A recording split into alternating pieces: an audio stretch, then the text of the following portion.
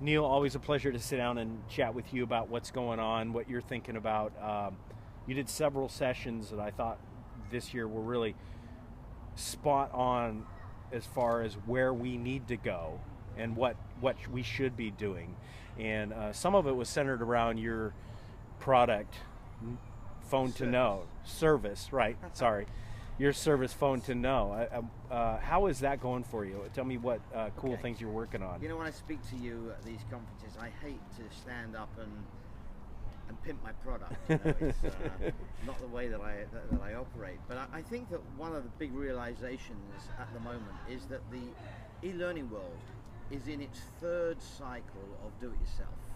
Right.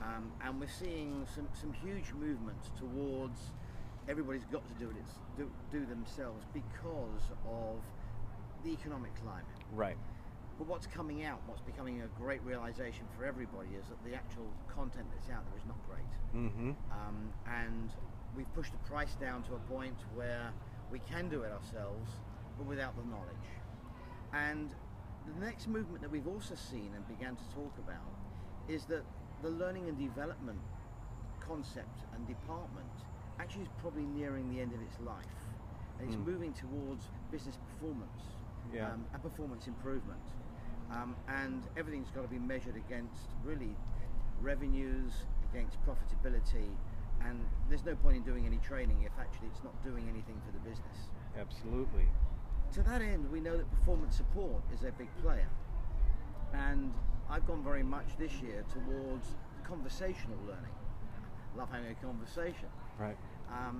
It's not the easiest type of learning to roll out. It takes some specific knowledge, it takes some psychology, but of course the service that we did come forward with, which is Phone to Know, is a performance support tool, if you want to use it that way, in conversational learning. Right. And the whole concept is that unless we talk to people and see each other and breathe and smell and do all the things that we do when we have a conversation, we will not actually take it away. One of the presentations that I made, and I think the slides are all going into the map deck, is on conversational learning, which has got there are three main dimensions, but a fourth dimension of learning, which is the multi-dimension of conversation. And that multi-dimension of conversation is obviously what we're doing now. Seeing each other, looking at each other, seeing each other's reactions, seeing each other's hand movements, Right. And being able to take something away from it. Plus we have an association that we make from it. We're sitting here in the most fantastic environment. Here we are in Orlando. It's 86 degrees, the sun is shining, my head is burning. It's great, it's fabulous. What a great week. When we get back to the single dimension and we're just looking at things like the Twitters of this world and some of the social networks that are out there, actually what we're doing is we're bleating. We're not taking something away. We're not really having a conversation. It's a shame actually you didn't video the actual presentation on conversational learning, because they proved it to themselves and they all realized we've got to actually get some conversation going. So Phone to Know is a service, not a product. Around the concept of bringing real life conversation into our e-learning or into our learning world, delivered with some good technologies, VXML, CCXML, next technologies really. I don't want to be too far on the bleeding edge, but these are things that are available now. They're fun. Yeah. It's great to actually be in the middle of an e-learning course, put your phone number in a box, and your phone rings and someone's on the end, contextually actually having a conversation with you about what you're looking at on the screen. In fact, it's for some people a little bit mind-blowing, as Right. we saw this week. So, I mean, how did you get there? Was this in response to observations? Did somebody ask you to come up with this? My Or best ideas are at 3 o'clock in the morning. we don't want to discuss all of those three. No, I Yeah, right. understand, but 3 o'clock in the morning, waking up, having an idea, searching around for a pen and a bit of paper and a cup of tea, and actually writing it down, because if I go back to sleep with the idea, I'll forget about it by tomorrow morning. That's the age I'm at, I suppose. Right.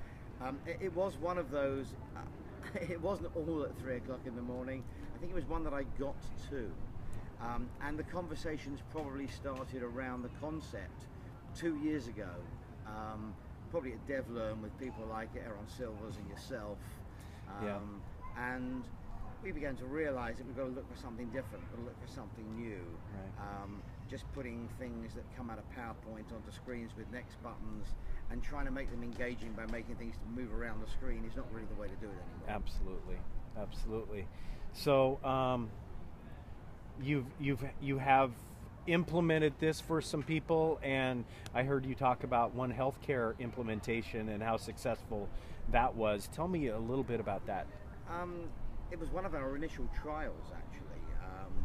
Put together a concept that doctors who were using a particular machine in hospitals, and I'm not going to say anything about the machine or advertise the company, were unable to get to any manuals or learning or help when the machine didn't work.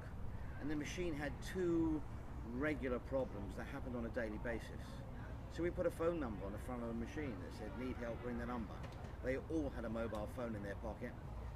We've all got a mobile phone. It's never very far away, Right. is it? No. If we leave home without it, we go home to get it. They dial a number and the machine answers and says, "We know you've got one or two problems. Which one have you got?" Nice. And from there, the conversation begins. Now, you're not talking to a person, you're talking to a machine.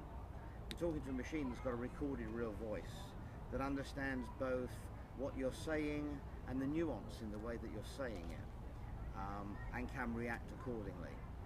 What you've actually connected to from your phone is something akin to a website without a graphical front end. Excellent. Yeah. That's controlling a branched scenario in the background. Excellent. I made it sound easy, but it's actually a little bit more complicated.